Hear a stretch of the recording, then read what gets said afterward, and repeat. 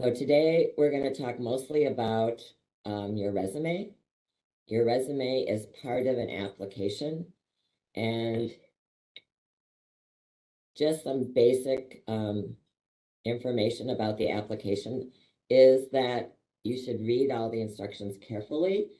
They're not uniform. Every site has different qualifications.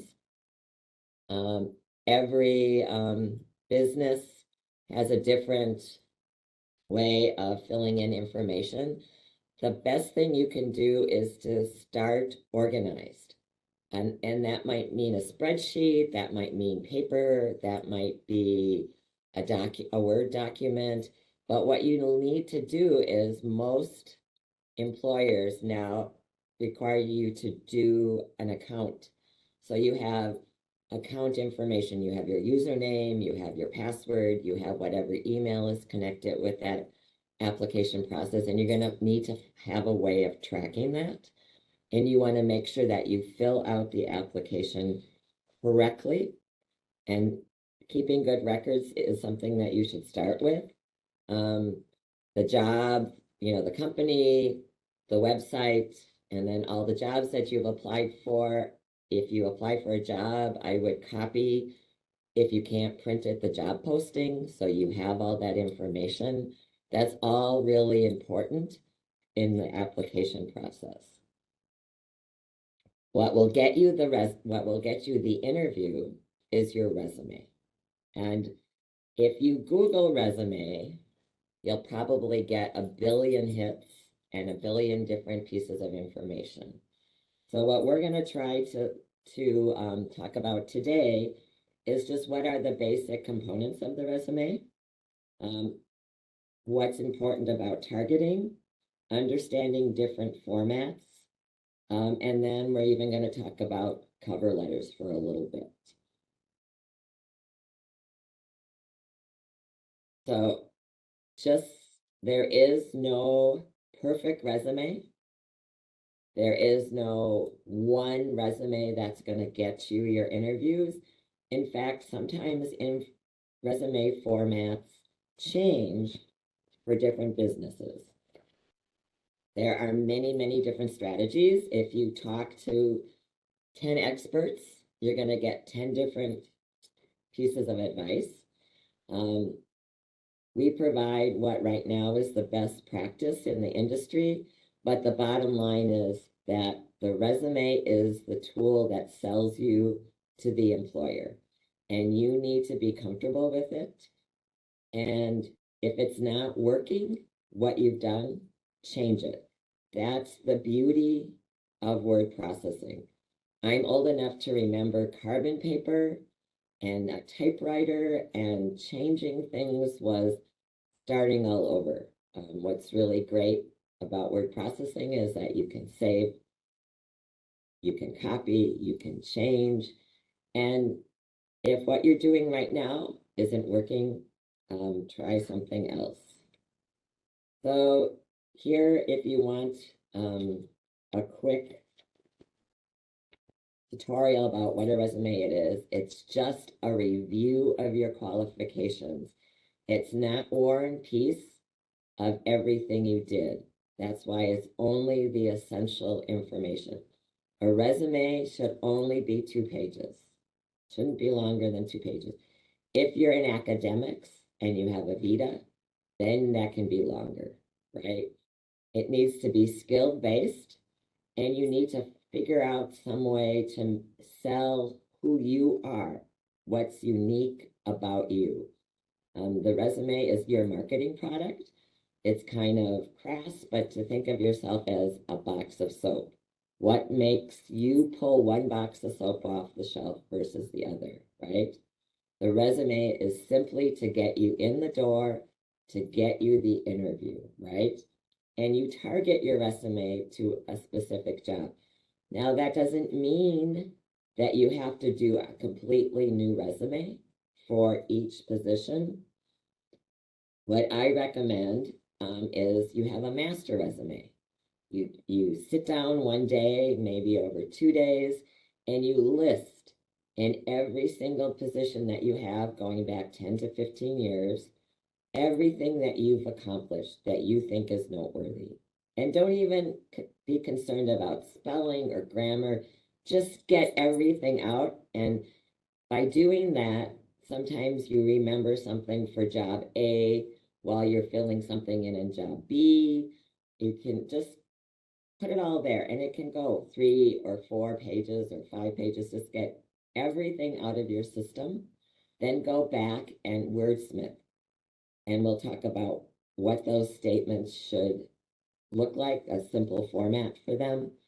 And then you have this master resume. And as you're applying for a job, you can pull out or get rid of what's not germane to that position you're applying for. But you've already done the really hard work about getting your information down.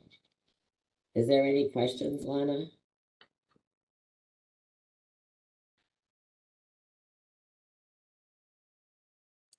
Not at this time. Great. Okay, thanks.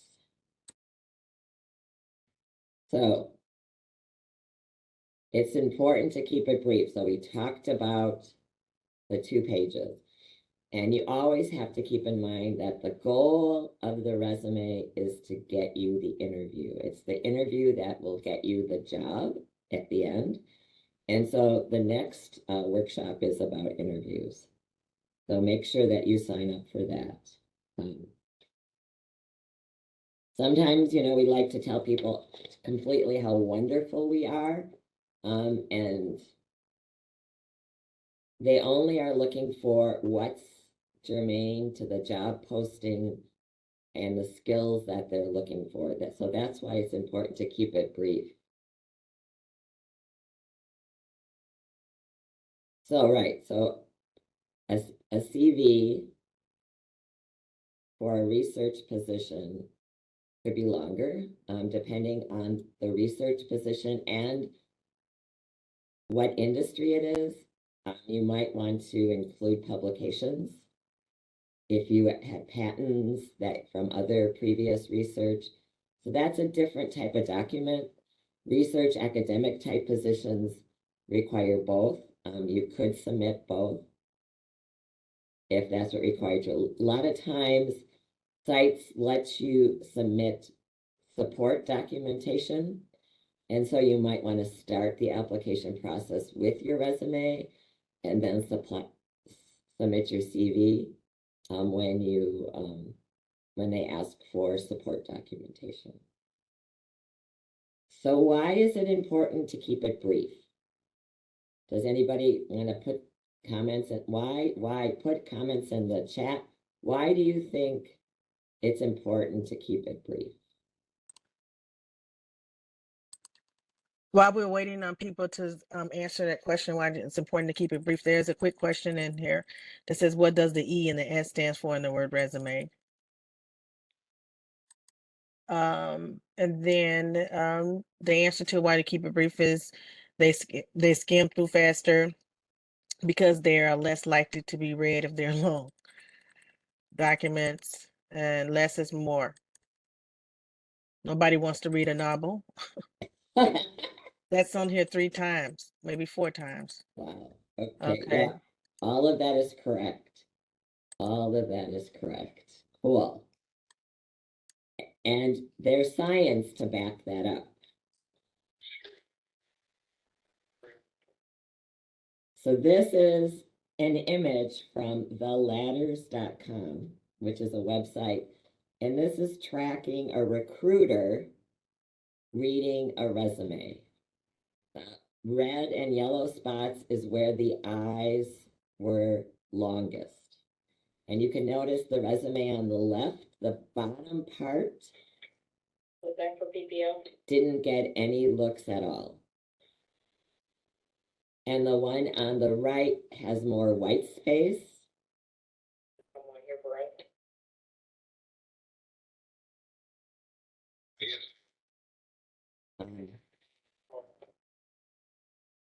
I'm going to wait till the walkie's done. I'm going to turn it off. All right. Yeah. So the big, thick text box in the bottom on the left-hand side didn't get any eye movement at all. And somebody put in the chat that places don't use the resume necessarily. Most places, but not all, use an applicant tracking system, but that is what gets you through HR. When an applicant is pushed through to the hiring manager, the resumes are printed and the hiring manager more than not looks at them. So you want to keep that in mind.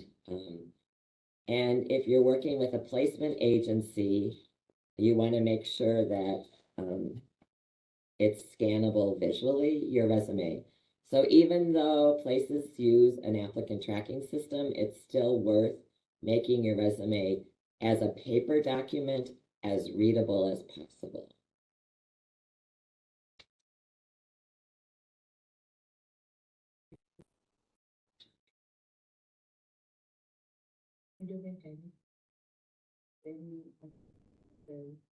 Welcome to the team, Will.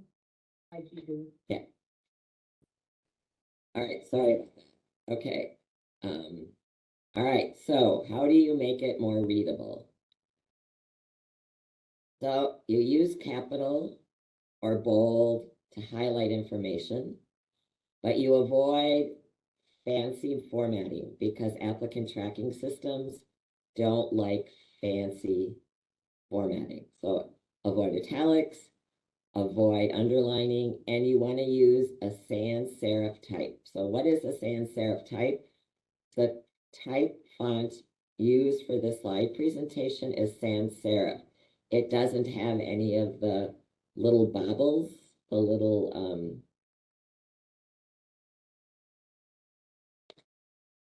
I will show you what it, so if I put here, if I say the word make,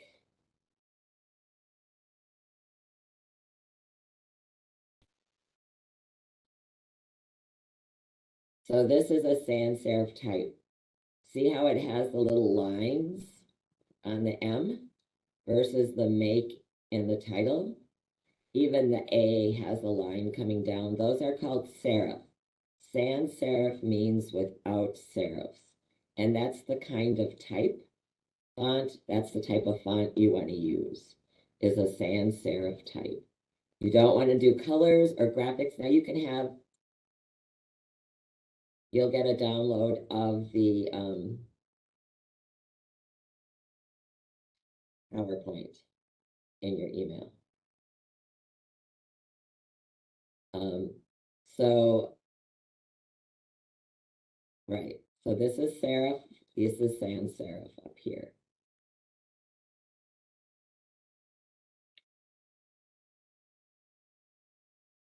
Are there any questions about formatting?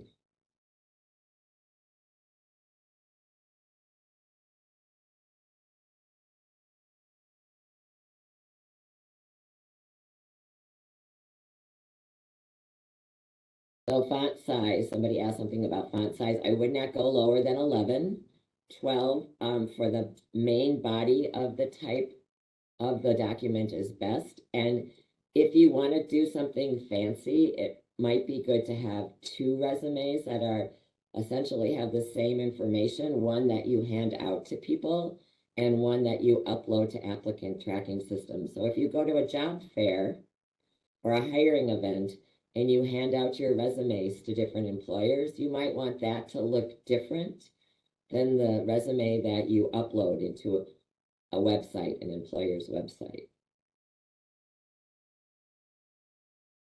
You have to remember that your resume is your selling tool, but you need to be honest and positive. You need to focus on accomplishments and you need to target to each position.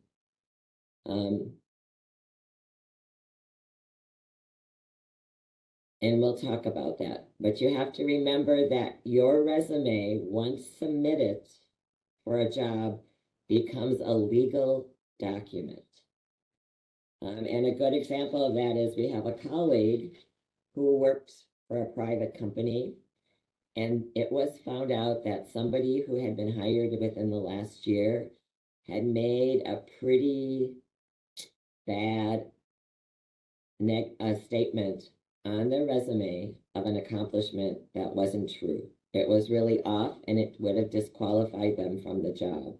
Even though they'd been doing the job for almost a year and had been successful in the position, they had lied on their resume and therefore lied on the application, and they were fired. And then the company, in order to cover themselves, went back 15 years and reviewed everybody's resume to make sure that what they stated in their resume was true, and fired people who had made false claims.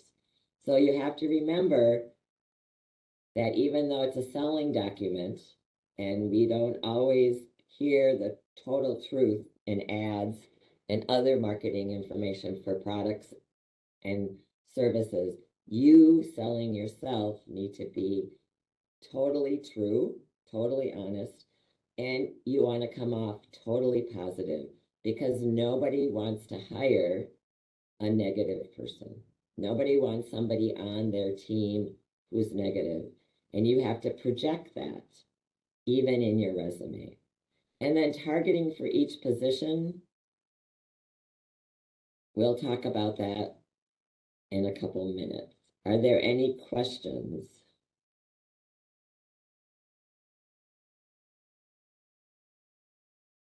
Okay, so one of the things about targeting is using keywords.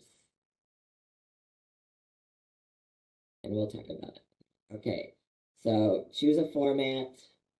As we saw in the previous slide, it's the top third that has the most value. You include white space because white space helps for readability, and you edit it. I have seen hiring managers throw totally qualified people's resumes into the discard pile because there was a misspelling, because there were grammatical mistakes. And we cannot see our own mistakes. Even if that job we want is as an editor. So we'll talk about transition skills that are transition skills. And they talk about that in the interview process also. But you want somebody else to read your resume because we become myopic and we don't see the mistakes. A really great example is the Minnesota Opera did an opera based on The Shining. And so we read the book ahead of time, and my husband is a writer, and he found a grammatical mistake in Stephen King's book, The Shining. And it was, it wasn't newly published. It had gone through many reissues, and that many different editors looked at it, but still they missed that mistake. And it was a wonderful production. So yeah, so you just don't know. And you should always get one, and if you can get two people to read it, that would be awesome. And yes, the Career Force Centers do free resume reviews. And so Lana will also include in her follow-up email a list of all the Career Force Centers in the state, and you can reach out and connect with the people who work there. They're skilled professionals, and they will help you with your resume. All right, so there are essentially three different kinds of resumes. Did I say Workforce Center? I meant Career Force Center. Thank you. There's chronological, functional or skill-based, and combination. And I want to say, when it says choose the format that tells your story the best, that is true for resumes that you're handing out. And that's a good, we'll talk about the functional or skill-based. That's really good for people who are transferring from one type of job to another. When it comes time to uploading your resume into an employer's website, you want chronological because they grab the information out of your resume and put it into their system. And they grab it out by employer, dates worked, and what you accomplished. And if you do anything besides the chronological format, you're going to be doing a lot of editing. So if you're transitioning from one type of work to another, I would have a functional or skill-based resume that you can hand out at job fairs, that you can give to friends, that you can give to recruiters or placement agencies so they can see what your skills are, because where you worked isn't all that important at that time. But when you upload into a applicant tracking system or into an employer's website, the most efficient is the chronological system. But it doesn't matter what format you're using. Again, remember, the resume is a way of selling your job, selling you to the employer. That's the most important. So this is a chronological resume. It has a summary. It could be called a professional summary. Then you list skills. And then if they like the skills that you offer, they'll look to see where you got those skills and how you accomplished them. The reason that you have the title and the company on and the dates that you work there is because this is for speedy reading. You also, which doesn't show up on this format, you want to do the months. Yes, Lana? There's just a quick question in the chat I want to address. It says, should your resume have every job you've ever had on it? I think you already answered that question, but if you could reiterate the answer Yeah, to it's that. worth repeating. You only have to go back 10 to 15 years. They don't need to know what you did in high school if you're in your 40s, or even what your first job was out of college, unless for some reason that job highlights something. And an example is I helped a client with their LinkedIn and their resume, and they were an individual in their late 50s, early 60s, and they were looking for a law job in a law firm. And they had their first job out of college, both on their resume and on LinkedIn. And I asked about that, and they said getting that position right out of law school was as if he went to Harvard or Yale for law school. It was that prestigious, and he wanted to highlight that on his skills. Yes, military experience.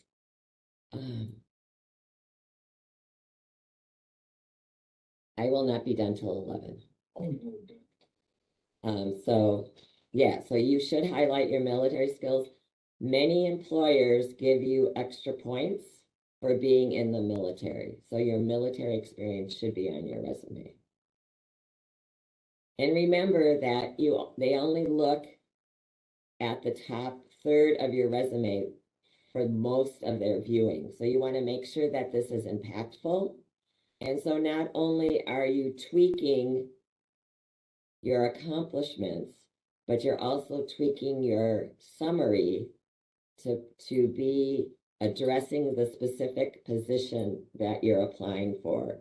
And what I mean by tweaking is sometimes there are multiple ways of saying something. You might have been in a job where they said customers, but in the job posting, they talk about clients or they talk about participants. So you want to reword your accomplishments to reflect the vocabulary of the position that you're applying for, and you learn about their vocabulary in the job posting and by going to this company's website and see how they talk about what they do, what they've accomplished, and what their mission statement is. And so that those are ways that you can go, and you're still saying what you did, but you want to say it in a way that hits the keywords that are in the job posting that you find on the website for the company. You want to always tailor your resume in that way to the job that you're applying for. You don't need to rewrite the whole thing. You just need to tweak it and use the keywords that are in their posting in your resume. So if they're using an applicant tracking system, that they'll pick up on that.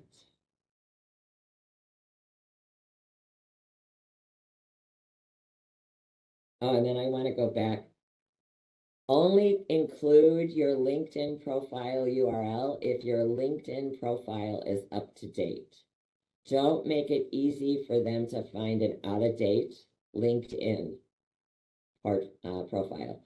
And I would highly recommend, for maybe 70 to 80% of the jobs that people are applying for, that you go and you at least make sure all the information on your LinkedIn profile reflects exactly, not exactly, but reflects what's in your resume. Because if you're tweaking your resume for every position, it can't be, you can't, so for different type of work, it's hard to tailor your resume. You have to have it generic enough that it talks about what your accomplishments are. There should be nothing on your LinkedIn profile that contradicts any resume that you would hand in. But you just have to be pretty simple and generic about the LinkedIn profile, because you can't change it if you're applying for multiple jobs. What you see is what you get with a LinkedIn profile. So then there's a functional resume, and the functional resume talks about your skills. So it lists accomplishments in sets. So if you have project management skills, if you have database skills, whatever the job is looking for, and then you place the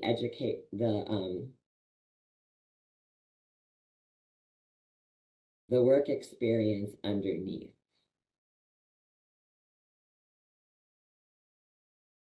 But this highlights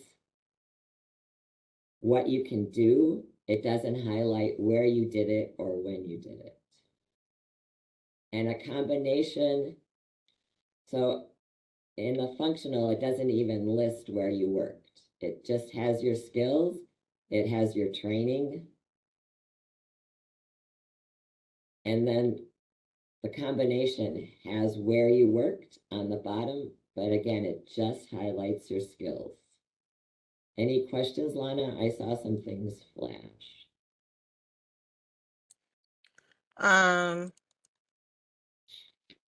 Should you list your degree in education in the education section if your degree is different than the field that you're applying for? Not applicable to the job you're applying for. Right, so you don't need to. You just need to do the institution, if it was a master's or a bachelor's, and then the years you were there, if it's not applicable to the job you're. Okay, so I want to make sure I'm understanding the question. She said, should you list your degree in the education section? And you saying yes or no? So you should list that you have the degree, but you don't have to list what the degree is in. As an example is, I have a BS in design. It has nothing to do with my job now or the job that I applied for when I first started working for the state.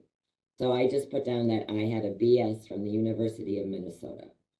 I didn't even put down the years that I had my degree, because that actually would indicate my age, and that would be ageism. Does that answer the question? No. So do you put it in the education section or no? That's what she's asking. Oh yeah, you put it in the education system. You just don't have to put what the specific degree is, just that you have the degree, if it's a BS or a master's. Okay, perfect. Thank you. Okay. And if you've gone to college or a technical college, you don't need to list high school, because those you can't get into unless you have high school. So what are the basic parts of a resume? So first is your name and your phone number, your email address, and your LinkedIn if it's up to date. You do not need to put what city and state you live in. That's no longer necessary. That's not an important part of the resume.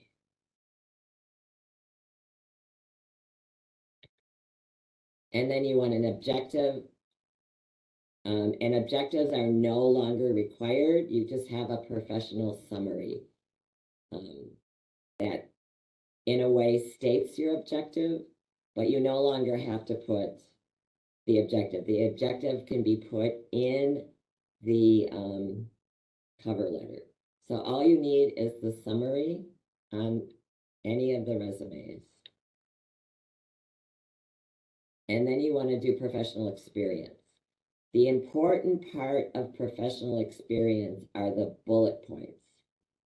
What you say that you've done. You list your most recent employer first. You shouldn't go back more than 10 or 15 years. And you could include a section called Other Professional Experience and include volunteer experience if it's germane to the job that you're applying for. A couple of years ago, it was thought that you played an instrument, that you liked opera, that you volunteered at a pet shelter because it showed that you were a well-rounded person. Right now, they don't care about that. They only want to know about the experience that's germane to the job that you're applying for. So if you volunteer at a nonprofit helping with their finances and you're applying for a financial job, a job in the financial industry, then I would put that down as under other professional experience.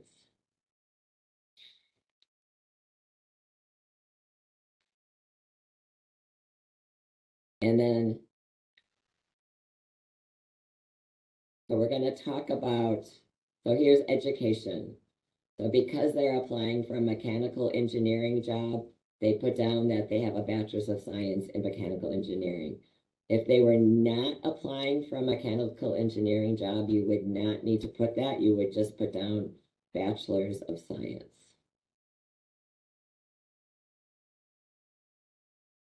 So your experience section should include accomplishments, not job duties, but accomplishments. Remember, it has to be brief and it shouldn't be more than 2 pages.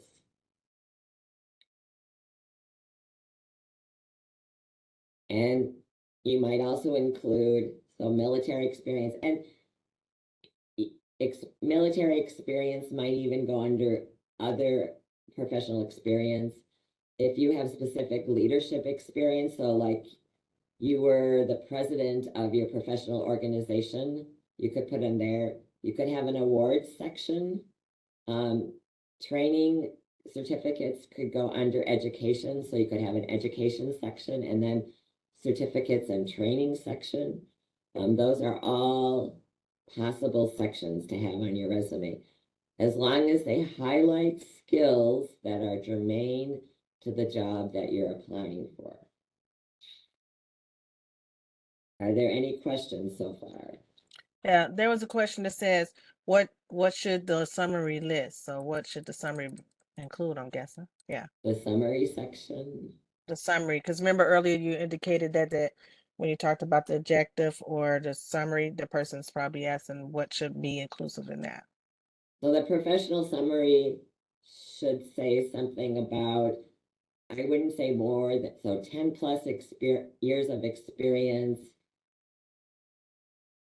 leading projects, leading successful projects, keeping projects under budgets, anything that would summarize all your skills that are germane for that job. Even if you have 30 plus years of experience, I would never say that in the summary. Ageism is alive and well, so you want to tweak things in order not to expose that. And it's not a lie to say 10 plus, because plus could be anything, right? The most important part of your resume are the bullet points underneath each of your jobs, or in your skill-based or combination resume that talk about your accomplishments. The difference between accomplishment and a task is a task says, this is what I did. And an accomplishment statement says, this was the outcome of what I did. And employers, future employers want to know what you did for your past employer that you can do for them. It's all about the return of the bottom line, what you can add to the team. And so anybody can answer phones, but not anybody can answer 10 phone lines directing calls to the correct people and the outcome being satisfied return customers, right? So there's a lot of detail in that simple statement that tells about what you did, what the details of what you did and what were the results. That's really the important.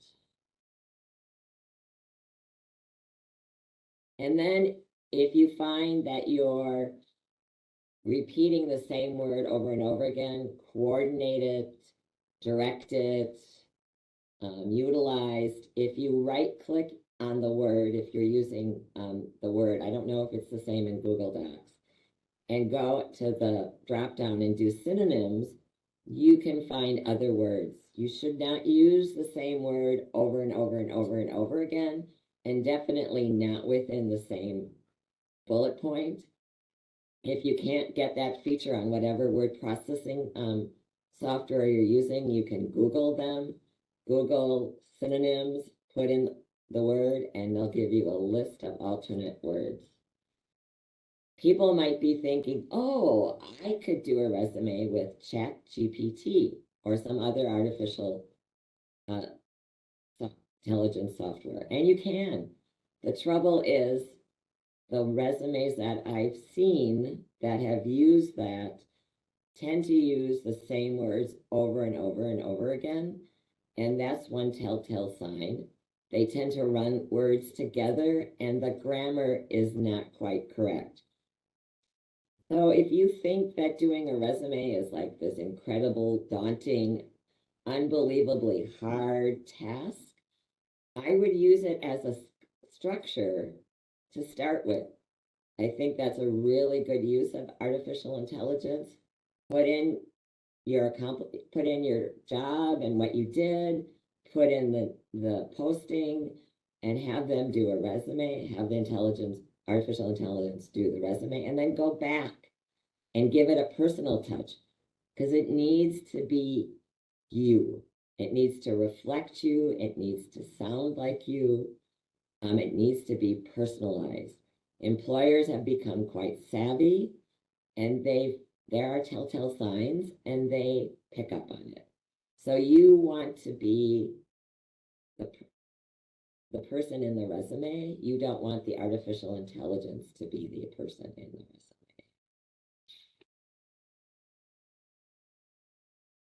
So we're going to do a little activity. We'll just do it in the chat. So this is a task statement.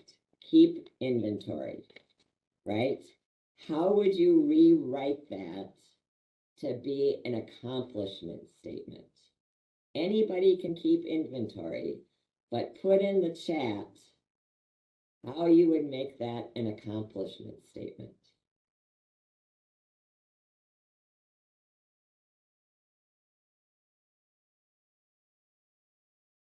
Nobody wants to try?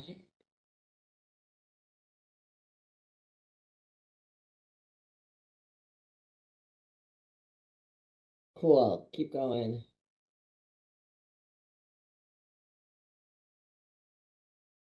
Great, some great words.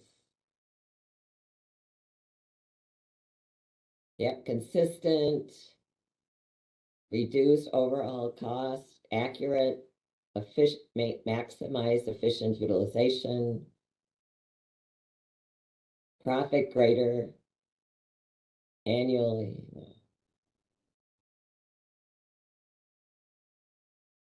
Cool, so here, Manage daily inventory of over 1,000 classifications of medical supplies, right? And I would even say effectively manage daily inventory for over 1,000. Yep. Anytime you can put in numbers, percentages, amount. So manage a 1 billion inventory of over 1,000 classifications of medical supplies. Numbers, percentages are the best, but sometimes you can't do that because that's proprietary information. So then you use adjective or adverbs. And sometimes you don't have numbers.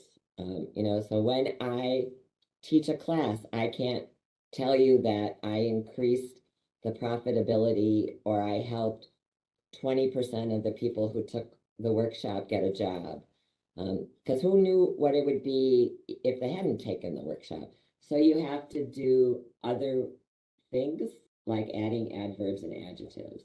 So here's another, called customers. How would you put that into an accomplishment statement?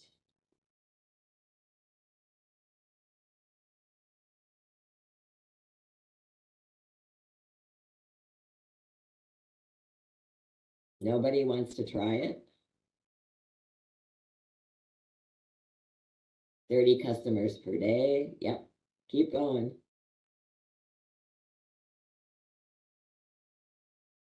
Maintain customer satisfaction, proactive reach out. Yep. 60 client worked with customers to maintain customer satisfaction. I would find another word for customer. 25 outbound calls a day, exceeded client expectation, maintained good relations. 20 customers per hour. I'm not reading everyone because I always don't get the whole thing. Exceeded target, active customer sales by 10% increase, ensured 100% satisfaction, called X number of clients a day, maintained. Right. All those are great. So they were all with numbers, right? So grew client base from 0 to 70 within 2 months by effectively using cold calling techniques, right? So yeah, anytime you can use numbers is great, but you get the hang of it. Are there any questions about accomplishments versus tasks? Accomplishments versus tasks, right? What you want is, if not all of the bullet points under any specific job, you want more than half of those bullet points to list accomplishment statements. Yes, Lana? No, there's no additional questions, just efforts at accomplishment statements are still being illustrated, but that's it for now. Okay, cool. Thank you. All right, so the cover letter. Put in the chat, which do you dread doing most? Which do you dislike doing the most? The cover letter or the resume?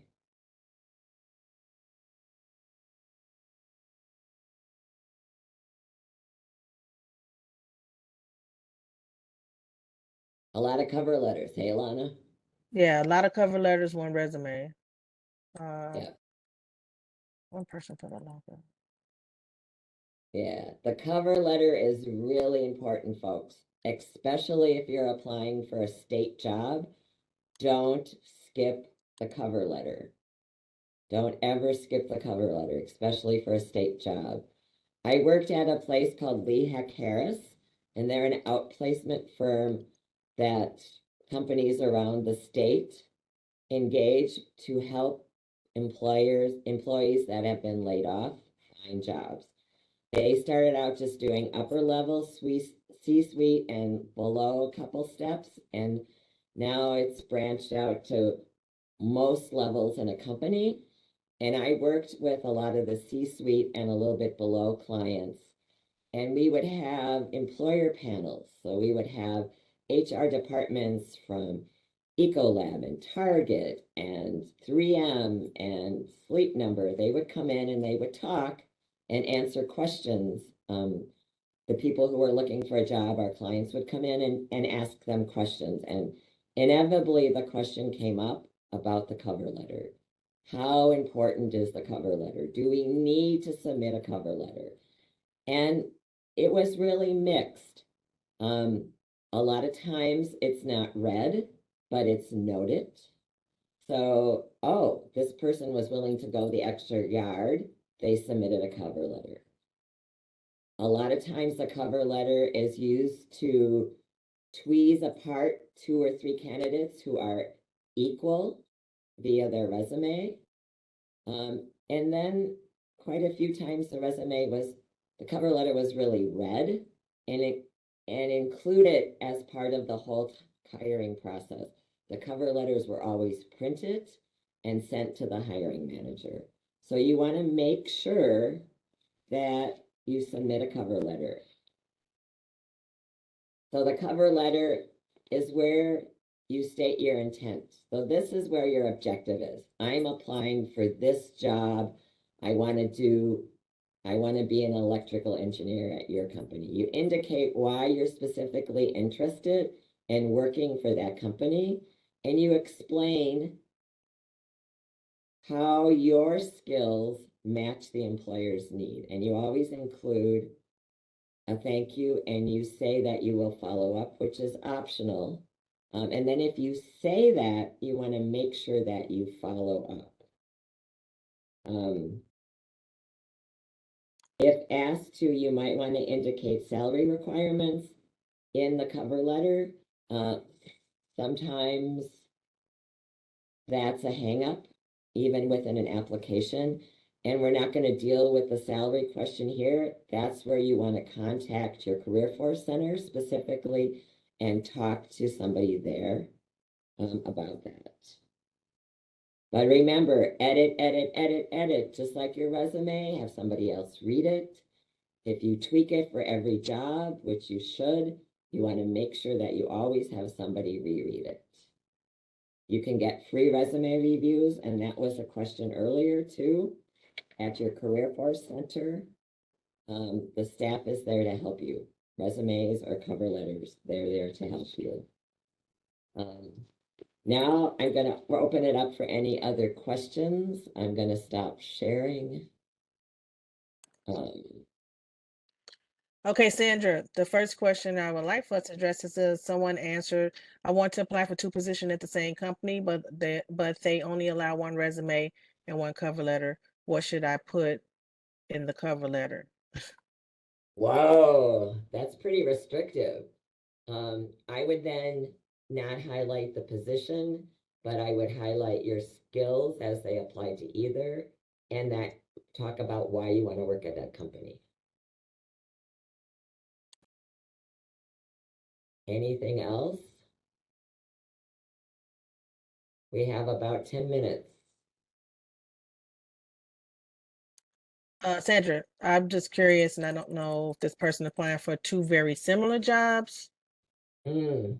or if they're applying for Yeah, totally and different that's a jobs. really good example of talking to somebody at your local career force center, because you could show them both positions that you're applying for and talk to them about the instructions specifically on the work site, and see if they can help you come up with a creative solution. Kind of hard to talk about in the abstract. Are there best practices as what to name the stuff, the file names? Um, I tend to name files and have, when I apply for jobs, with my first initial, my last name, and then the company that I'm applying for and the position. So I do that. So when I get called to do a phone interview or an interview, I can easily locate the file.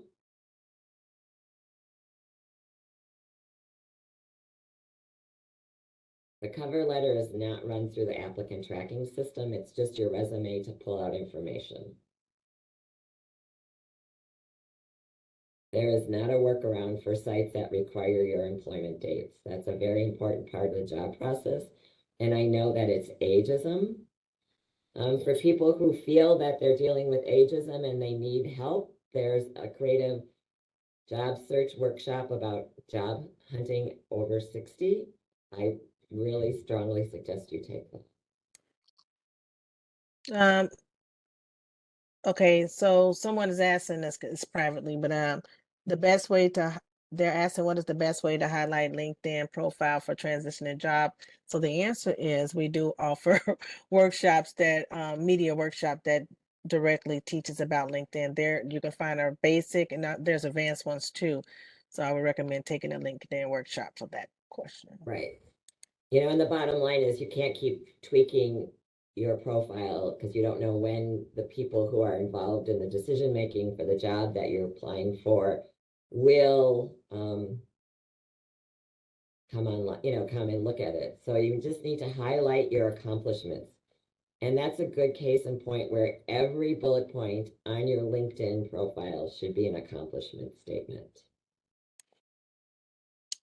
This is another LinkedIn question. I'm going to highly recommend that invite everyone to take the LinkedIn workshop. Please. It says, do we have to list all jobs we ever worked on our LinkedIn profile? The answer is absolutely not.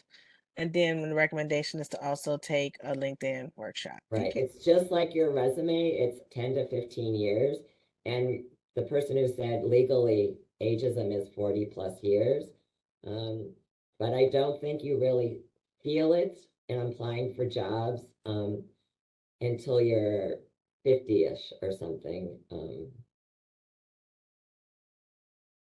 So if you have a mental disability or any type of disability, I suggest contacting your Career Force Center and asking them about vocational rehab. Vocational rehab does essentially the same thing that we do at the Career Force Centers, but they work with employees and employers to help overcome any disabilities in the job. You might also want to note that once you're in vocational rehab, the state has what's called a 700 project, which you can apply for jobs that you qualify for but won't come across that way on paper. And you have 700 hours to prove that you can do the job. I'm not quite sure about all the legalness of it, but you should apply. So Lana. Okay, so because you're reading and I'm reading is I'm trying to do it in order, but if someone asks, excuse me, Word or PDF format when sending resume. So I would do PDF because they're not as easily altered, but a lot of people now have software that they can alter PDFs, but I would never send in a document that's not a PDF, just as a safeguard. I think you already answered this question on how to avoid the discrimination when you find suitable job with mental disability, anxiety, depression, PTSD. My question, Sandra, is how would they know you have that before you get the job? They might not, but that a person might have lost jobs because of that, or it might be a visible disability, Yeah. and people can't help but judge, which is not right. So One person. Okay. So this next person says, should you attach a cover letter to a resume if you can only upload one document? you could save them as one document, and I would put the cover letter second. So it would be a 3-page document then if you had a 2-page resume, and the cover letter would come at the end. Okay, let's see what else is on here. 1 second. Oh boy, I don't know how I lost that.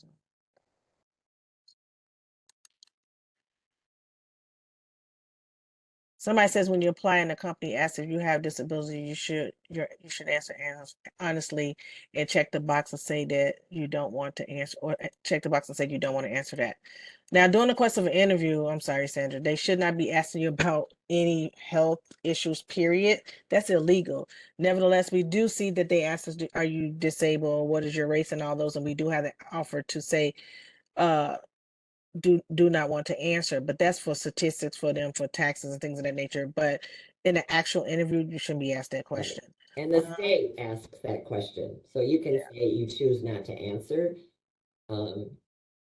Someone said they can review your medical records. That it should be a false statement. Yeah. That's HIPAA. You can call me later. That should never happen. That's extremely illegal. Combine them. Yeah, Somebody I said mean, combine. I can't even, if I had an 18-year-old child and they were in the hospital and they hadn't given the medical association, the medical people there permission to see their chart, I can't even see their chart. The doctor can't even talk to me and tell me what's wrong with my 18-year-old child because they're an adult. It says this question. I don't know if I'm reading it right. You may have to read it yourself. It says once you have a bachelor's degree, vocational retraining isn't possible anymore for physical injuries. What is? I don't understand that question. Can you Yeah, understand the so question? I don't understand that either, and I would contact the vocational rehab people to get clarification on that because I don't understand it either. Someone said they were asked when I plan to retire. Can they ask that? Nope, they cannot. Not at all. Okay. When a job posting, oh boy. When a job posting lists requirements, should you cut and paste those skills onto your resume? So I would use their vocabulary. Oh, okay, they did say assuming you have them Right, and leave off others. right. Yep, you could leave off others. Unless one of the others you think somehow tangentially would be related to the job, you might want to highlight that would make you different or that would add value to the job. Okay, so then the next thing says I have a physical injury. I'm going to highly recommend that person contact someone at Career Force. It could be vocational rehabilitations, or it can maybe be a regular staff, depending on what the doctor said. But we don't know that, so we can't answer that. But that will be the recommendation. Someone said, "Can you give advice to work with a recruiter? Should you give them a cover letter as well?" No, just give them your resume. Okay. They might, so a good recruiter will look at your resume and look at the jobs they have, and then they might even ask you to tweak your resume as you apply for the jobs that they have, and they would suggest a cover letter or not. So a good recruiter will help you, will coach you. It won't just throw you at different places of employment. Okay. And then Sandra, if they're working with a recruiter, as long as they understand the logistics, like a recruiter is not like being in a marriage. They're not gonna be faithful to you. They're gonna send out you and about 5 more people who are equally as good as you. So Right. definitely take the interview class. Let's see. And then there's And one there more. are different kinds of recruiters. So once you start with a recruiter, if you're uncomfortable or you're not getting results, go to a new one.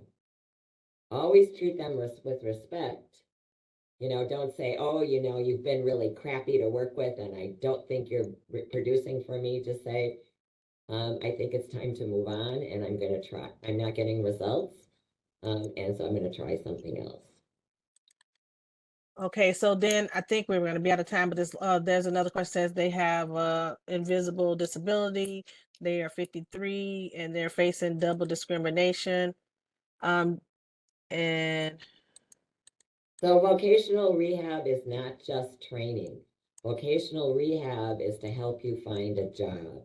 Vocational rehab works with you and employers to overcome whatever disability and to help you present yourself, even if it's an invisible disability. So I wouldn't exclude that from possible resource. then finally, I think we're going a little over, if that's okay. Yeah. It says I have an invisible. No, it's another one. I read that one. So Sorry. someone asked about the employment rate for African Americans. I didn't see that one yet. I see this one says Hiring that they rate for are. African Americans is 5.4%. How do you get around that? You have to sell yourself. You have to be that box of soap and you have to shine nice and bright. And your resume doesn't say if your skin is red, yellow, green, or orange, right? However, I'm gonna find that person, talk to them, because there's some other things that can give away your race before you show up. And I don't see who put that note in there, so I have to see that before I can say something. Then the person said that they were a nurse and they're no longer able to work. And vocational training does not apply to me.